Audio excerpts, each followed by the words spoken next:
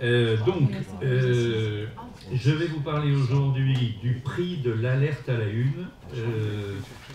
De qui suis-je? Je m'appelle Christian Doriac et je suis journaliste et je suis un des administrateurs de la Maison des lanceurs d'alerte. La Maison des lanceurs d'alerte vit sa 5e année. Elle a été lancée il y a maintenant en octobre 2018 par le Syndicat national des journalistes, Anticor, Sherpa, Greenpeace, le syndicat des cadres CGT, des cadres CFDT, il y avait également Attac, Logisti, et nous avons parmi nos membres, depuis, tout à l'heure on en parlait, depuis le milieu de l'année 2022, un premier média indépendant, membre de la Maison des lanceurs d'alerte, qui s'appelle Mediapart. C'est toujours important de dire d'où on parle. Donc la Maison des lanceurs d'alerte a été créée, c'est une initiative qui concerne pour le moment la France. Elle a été créée à l'initiative de 17 associations et syndicats et elle est destinée à défendre, à soutenir, à accompagner les lanceurs et les lanceuses d'alerte en France et en Europe. Je vais donc... Ça marche. Vous donner encore peut-être quelques éléments sur la Maison des lanceurs d'alerte. Depuis la création de la maison, nous avons accompagné 474 aujourd'hui. On pense que d'ici à l'été, ça fera à peu près 500 lanceurs d'alerte, à la fois de manière juridique, de manière financière, et puis dans la confrontation qui, quelquefois, a lieu avec les médias. Donc si on regarde le PowerPoint, je vais peut-être le prendre à la main et m'éloigner un peu, parce que sinon c'est le torticolis assuré. Donc, ce prix il est destiné à récompenser les enquêtes journalistiques menées grâce aux révélations des lanceurs d'alerte. Il est destiné à mettre un coup de projecteur sur les enquêtes qui lient les médias d'investigation et les lanceurs d'alerte. Il veut promouvoir un journalisme d'investigation et il veut visibiliser la contribution des lanceurs d'alerte au débat public. Qui sont nos parrains? Vous les connaissez sans doute, du moins ceux qui lisent un peu la presse. Antoine Deltour. Antoine, peut-être vous savez que c'est un garçon qui travaillait au Luxembourg et qui est maintenant membre du conseil, comme moi, membre du conseil d'administration de la Maison des lanceurs d'alerte. Il était à l'originaire des LuxLeaks. Les LuxLeaks, c'était des fichiers qui montraient les fraudeurs fiscaux dans les banques luxembourgeoises qui venaient de l'Europe entière. Maureen Cornet, elle était chez Areva et elle a expliqué un certain nombre de turpitudes de cette maison bien connue. Donc on leur a demandé et ils l'ont accepté avec... Ils font partie l'un et l'autre de notre conseil d'administration. Édition 2023. Donc nous avons composé un jury de journalistes dans lequel il y a donc, puisque entre-temps le syndicat CFDT et CGT, qui était là juste avant nous, des journalistes, nous ont rejoints. Ils n'étaient pas là au début, mais ils sont arrivés et ils font partie du lot. Donc, dans le jury, il y aura un représentant ou une représentante du SNJ, CFDT, CGT, de la Fédération internationale des journalistes, normalement sa présidente Dominique Pradalier, qui arrive. Alors là, tu es très forte. Bravo. Donc, Dominique Pradalier, qui est la présidente de la Fédération internationale des journalistes, qui était dans une autre table ronde. Je lui avais dit qu'on parlait de ce prix. Elle arrive à l'heure, elle a fait de la télé, ça se voit, donc elle arrive au bon moment. Il y a également le Fonds pour une presse libre et puis The Signal Network. Ensuite, donc 800 dossiers reçus, c'est un peu ce que... 473, maintenant on est à 475, parce que le PowerPoint a été fait avant-hier, je crois, ou vendredi. Nous en accompagnons 113. Et alors, ce qui est très intéressant, il y a plusieurs petites choses. Hors du cadre du travail, privé-public, on voit que ça s'équilibre à peu près. Et je pense que le PowerPoint suivant... Non, ça c'est tous ceux qui ont créé, enfin qui font partie aujourd'hui de la Maison des lanceurs d'alerte. Ce que je peux vous dire, c'est que 37% des dossiers qui arrivent à la Maison des lanceurs d'alerte, ça concerne de la corruption. Le reste, ce sont des atteintes, la plupart du temps, au droit du travail. Et puis l'autre tiers, gros tiers, ce sont les atteintes à l'environnement. Et ça reste stable depuis les 4 années et des poussières que la Maison des lanceurs d'alerte a été créé. Donc voilà toutes les organisations qui sont derrière la Maison des lanceurs d'alerte. Si vous avez des questions, moi je vais être très court sur la présentation, donc on pourra en parler après. Il y a un calendrier. Aujourd'hui, devant vous, ici, à Tours, on annonce la création de ce prix des lanceurs d'alerte. Le 11 juin, il va falloir aller très vite, donc ça concerne en gros des enquêtes de 2022. Ce n'est pas des enquêtes qui seront finies à la fin de l'année. Mais en gros, le 11 juin, on a voulu aller très vite pour pouvoir remettre au moins un prix avant la fin de l'année. 11 juin, limite des candidatures, présélection septembre. On sélectionne en octobre et il y aura une soirée de remise de prix le 17 novembre 2023. Alors, à qui s'adresse le prix? Vous lisez aussi bien que moi. Pour ceux qui ne lisent pas, je vais lire. Ça récompense des enquêtes menées par des journalistes, quels que soient ces journalistes, quel que soit le format de publication, article papier, web, reportage, audio, vidéo, livre, multimédia. Livre, c'est important aussi, puisque, en gros, il y a des livres en cours là-dessus.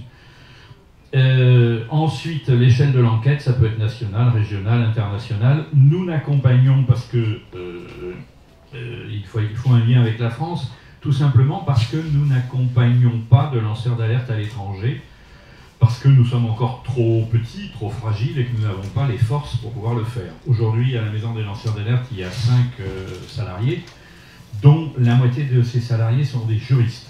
Ce sont des juristes qui nous ont aidés à 2 choses. D'une part, identifier les lanceurs d'alerte, ce qui n'est pas toujours facile. Il nous est arrivé d'avoir mon voisin construit une piscine, je vous le dis, je suis lanceur d'alerte. On a expliqué qu'il fallait quand même que ça ait un intérêt, une portée d'intérêt général, que ce n'était pas suffisant, que c'était distinguer le lanceur d'alerte du délateur ou de la délatrice. Ensuite, on a beaucoup travaillé ces dernières années sur le plaidoyer, c'est-à-dire qu'il y a une directive européenne sur les lanceurs d'alerte qui est sortie en 2019. Elle a été transposée dans le droit français l'année dernière, 2022, et les décrets d'application sont sortis en octobre. On a énormément travaillé, les juristes, on les a énormément fait travailler là-dessus. Aujourd'hui, ça n'arrive pas si souvent, nos juristes considèrent, parce qu'on leur fait confiance, que la loi française, qu'on appelle la loi Wasserman, est la plus avancée en matière de protection des lanceurs d'alerte en Europe. Tous les pays n'ont pas transposé, il y a simplement un tiers des pays qui l'ont transposé, donc on espère qu'il y aura d'autres pays dont le dispositif législatif, les décrets d'application seront plus favorables. Mais c'est une loi qui est relativement bien favorable aux lanceurs d'alerte, qui n'a pas dans la transposition trahi la directive européenne et qui n'a pas dans les décrets d'application trop trahi le sens de la loi. Voilà, ça c'est pour que vous soyez au courant du contexte. Alors, bon, ça c'est... On a une enveloppe de 2 000 €. On pense la première fois qu'il y aura un lauréat, ou peut-être 2, peut-être 3, mais c'est à la hauteur de nos moyens et c'est plus pour le prestige du prix. Je rappelle que, sauf preuve du contraire, le prix Goncourt c'est 10 €. Donc on a mis quand même beaucoup plus d'argent sur la table. Et puis effectivement, le travail du journaliste sera mis à l'honneur à l'occasion d'une soirée au milieu des lanceurs d'alerte. Voilà, donc vous savez à qui parler, c'est ouvert, on peut rester là, et s'il y a des questions, je suis, et Dominique aussi, si tu veux peut-être t'asseoir, tu as un micro, je pense que c'est autant que moi, sinon plus. Puisque Dominique, ainsi que moi-même, nous alternons, un coup c'est elle qui est administratrice et moi je suis son suppléant, et cette année c'est l'inverse, elle est ma suppléante et je suis administrateur de la Maison des lanceurs d'alerte. Donc, est-ce qu'il y a des questions où tout vous paraît clair et vous avez envie d'aller voir un coup? Je vais peut-être faire circuler le micro, s'il y a des questions. C'est Clotilde qui fait circuler le micro aussi. Voilà. Y a-t-il des questions? Ou tout ce qu'on vous a dit n'apporte pas de questions ou de précisions particulières? Non? Est-ce que je peux... Alors, pendant qu'on cherche des questions éventuelles, je peux faire quelques compléments. Donc, la maison d'alerte et de création récente, Christian vous l'a dit, ça se met en marche. C'est beaucoup plus connu, même si ça ne l'est pas du grand public, et ça répond surtout à une attente absolument essentielle, qui est le fait que pratiquement tous les grands scandales en France de ces dernières années reposent sur un ou plusieurs lanceurs d'alerte. Les scandales financiers, LuxLeaks et compagnie, les scandales de santé, avec Irène Frachon, le scandale de nucléaire à Tricastin, qui est le lanceur d'alerte est en cours son dossier est en cours de comment dirais-je d'évaluation, mais l'alerte a été lancée, donc presque tous les scandales. Alors ça répondait à une donnée essentielle. Deuxième donnée, les lanceurs d'alerte sont les sources des journalistes, principalement des historiens aussi, des universitaires, des chercheurs, mais les sources des journalistes, donc il faut qu'on les protège. Et nous avons bénéficié, je les remercie mille fois, d'un petit groupe de juristes formidables qui se sont transformés en lobbyistes, en vrais lobbyistes, même si elles, parce que c'est majoritairement des femmes, sont peu, et au niveau européen pour la circulaire qu'évoquait Christian tout à l'heure, et au niveau français pour la loi Wasserman. Et la loi Wasserman a un peu plus d'un an maintenant, puisque c'était le 22 février 2022, d'un député Modem, qui n'a malheureusement pas été réélu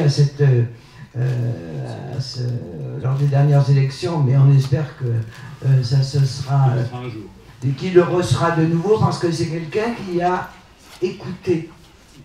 Et de plus en plus, et on peut vous le dire, vous le connaissez dans tous les secteurs, je pense que c'est pareil, le taux d'écoute est rarement proportionnel à l'intérêt du sujet quand on rencontre des gens que ça gêne.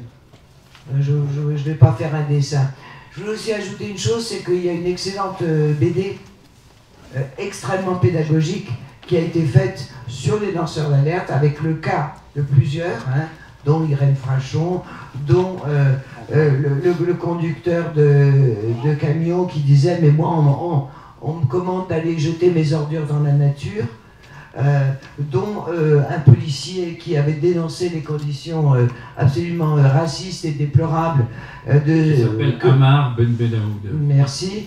Dans la souricière du palais de justice de Paris. Enfin, bon, ce sont des cas extrêmement importants. Voilà. Et cette BD est très intéressante parce qu'elle décrit par le menu, premièrement, ce qu'est un lanceur d'alerte selon la loi.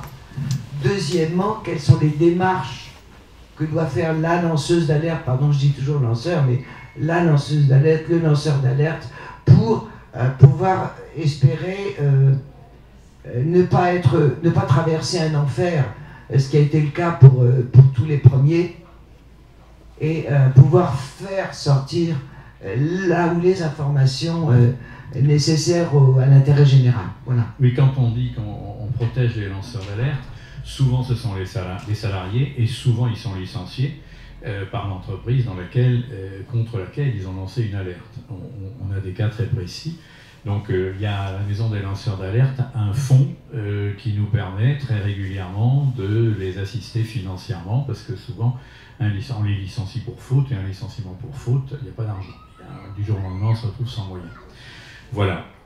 Y a-t-il des questions ou pas? Mais vous n'êtes pas obligé, hein, si ça vous parle. Oui, je vous en prie. C'est moi. Oui, vas-y. Oui. C'est toujours la première. Je fais partie de l'organisation des assises. Mais on a le droit de parler. La parole. Alors, moi j'ai une question qui est qu'aujourd'hui, avec toute la sensibilisation qui est faite justement autour des lanceurs et des lanceuses d'alerte, est-ce que d'après les témoignages que vous pouvez recueillir, vous trouvez que la parole est un peu plus écoutée de la part des médias ou des journalistes quand ils essayent de lancer les alertes justement, si c'est devenu plus facile en fait d'avoir accès à des journalistes qui vont dire « Ah ouais, ok, je vais prendre le sujet, je vais m'y intéresser », que, je sais pas moi, il y a 15 ans, je travaillais pour Reporters sans frontières et c'était très difficile d'avoir ce lien-là en fait, qui aujourd'hui existe, et on a même le mot et on sait que c'est des lanceurs d'alerte. Et il y a 15-20 ans, c'était quand même... Enfin, je sais pas, je trouve que la relation a changé, en fait, entre la source et le journaliste. Alors, je pense, j'aimerais être optimiste et dire que ça change. Je dirais qu'aujourd'hui, qu'est-ce qui va faire évoluer les choses? C'est la nouvelle loi, parce qu'elle protège vraiment les lanceurs d'alerte, et elle protège ce qu'on appelle les faciliteurs. C'est-à-dire qu'un lanceur d'alerte n'a pas besoin, comme c'était le cas précédent avec la loi Sapin, qui datait de 2016, d'être directement observateur d'un dysfonctionnement. Je pense que petit à petit, la profession progresse, mais globalement, on a toujours le même circuit de traitement d'information. C'est-à-dire qu'une alerte, la plupart du temps, elle passera par un média d'investigation. Ensuite, si c'est fort, ce sera repris par la presse mainstream. Et si c'est repris par la presse mainstream, beaucoup plus tard, ça arrivera à la radio, à la télévision, publique et peut-être un jour privé. Mais la porte d'entrée, le travail que fait la Maison des lanceurs d'alerte, c'est d'abord de rapprocher nos lanceurs d'alerte de journalistes en qui on a confiance. On a un système informatique hyper pointu pour qu'il ne soit jamais découvert. Parce que c'est important. Dans le passé, certains, avant la création de la Maison des lanceurs d'alerte, se sont fait piéger parce que les journaux n'avaient pas soigné le système informatique. On a maintenant des magistrats que l'on connaît, on a des avocats qui travaillent avec nous, on a ces fameuses juristes dont parlait Dominique, qui sont des jeunes femmes qui ont une trentaine d'années et qui ont fait un boulot énorme on appelle ça du plaidoyer. Quand c'est une entreprise, on appelle ça du lobbying, mais en gros, elles ont fait en sorte que dans la loi Wasserman, avec des allers-retours importants, il y ait les moyens de protéger correctement les lanceurs d'alerte. Qu'est-ce qui nous manque aujourd'hui? Des moyens, mais on va petit à petit les acquérir. Le budget est encore modeste, on fonctionne, on est en phase de lancement. On est bénévole, bien sûr. Bien sûr. C'est en plus. Bien sûr, on est bénévole. Oui. Ça va peut-être mieux en le disant, mais enfin, vous vous en doutiez. Voilà. Est-ce que ça répond à la question? Oui. Très bien. Alors, en complément à la question que vous avez peut-être en tête, c'est que le lanceur d'alerte, depuis la loi Wasserman notamment, mais à peu près concomitamment avec l'évolution de l'opinion, n'est plus vécu comme un traître, comme un mouton noir par son entourage. Et ça, c'est très important. Parce que les Irène Frachon et autres ont traversé des purgatoires épouvantables dont certaines et certains ne sont toujours pas sortis, parce qu'en plus ils étaient mal vus comme étant le traître, la traîtresse, etc., etc. Ça a évolué. Alors, pas seulement à cause de la loi, il y a eu aussi l'opinion, il y a aussi les grandes affaires. Mais la loi a fait beaucoup pour que le lanceur d'alerte ou la lanceuse d'alerte soit reconnu comme quelqu'un qui œuvre pour le bien public, ce qu'il et elle est. Et ça évolue parce que samedi, j'étais au 15e anniversaire de Mediapart, qui nous avait fait une petite place pour présenter la Maison des lanceurs d'alerte. Et il y a une dame qui est venue me voir, qui travaille sur une base aérienne, qui a un statut militaire, qui est un officier, une officier. Et qui a commencé à me dire, écoutez, il y a des choses qui me déplaisent profondément, la manière dont on se débarrasse des munitions, c'est dangereux pour les habitants du village et alentours. Et donc, je l'ai adressé à un journaliste en qui j'avais confiance, et je pense qu'on arrivera... Donc, je pense qu'il y a aussi, dans l'opinion publique, on sait à peu près ce qu'est un lanceur d'alerte. On sait, la loi Wasserman, très peu la connaissent. Si ça vous intéresse et d'approfondir vos connaissances, vous allez sur le site de la Maison des lanceurs d'alerte. Vous allez à peu près retrouver tout ce qu'on vous a dit, et surtout la loi Wasserman et les décrets d'application qui vous permettent de savoir comment on avance. On est au début de quelque chose. On est très content d'avoir créé la Maison des lanceurs d'alerte. On est très content qu'il y ait autant d'organisations. Je vais reprendre le truc dans l'autre sens, mais c'est quand même un... Pendant que tu reprends, je veux dire que par exemple à Effigie, puisqu'on a salué mon entrée avec gentillesse, c'est 600 000 adhérents dans 150 pays. Et beaucoup nous envient, je vous le dis. Hein. Il y aura des maisons des lanceurs d'alerte. Voilà, et on espère après pouvoir... les 600 000 adhérents dans 150 pays, c'est pas rien. Et des alertes, il y en a besoin partout. Mais quand on regarde ce tableau, c'est plutôt des gens de bonne qualité. On est assez fiers de les avoir chez nous. Voilà. Je vous remercie. S'il n'y a pas de questions, bon après-midi. Et si vous souhaitez adhérer à la Maison des lanceurs d'alerte, on cherche des compétences, des expertises, des adhérents, des militants. Si ça vous intéresse, la maison vous est également ouverte. Oui, parce que nous, Oui, parce que nous, on l'a créé, mais on n'est pas plus éternel que n'importe qui d'autre. Donc il faudra bien que ça suive. Et pour suivre, il faut acquérir un petit peu d'expérience en cours de route, en se frottant à ce qui existe. Merci. Merci.